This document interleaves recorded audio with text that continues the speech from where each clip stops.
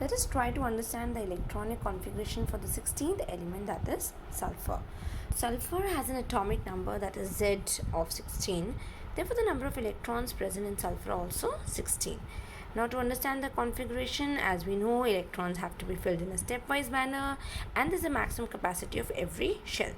Therefore, the K shell, it can have maximum of 2 electrons. We put 2 electrons in the K shell.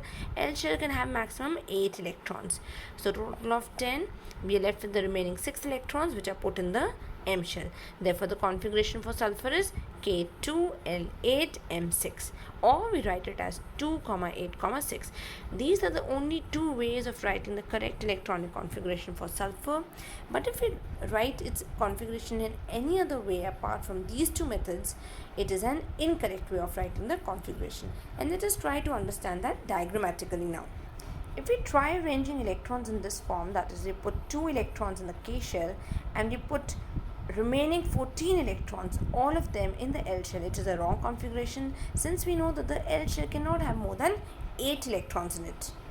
Or if we try making the arrangement in this form, that is, we put 2 electrons in the K shell, 10 electrons in the L shell, and 4 electrons in the M shell, it is again a wrong way of representing the configuration, since here again the L shell is having more than 8 electrons in it.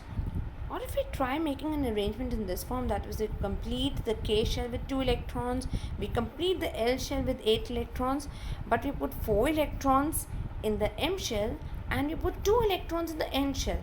That means the M shell is not complete and the electrons have moved on to the N shell.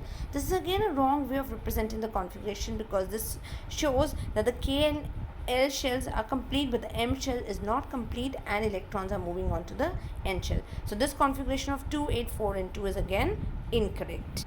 Therefore, the only correct way of representing the configuration for sulfur is that it has 2 electrons in the K shell, 8 electrons in the L shell and 6 electrons in the M shell. That means a configuration of 2, 8, 6, and sulfur has only 3 shells, K, L and M.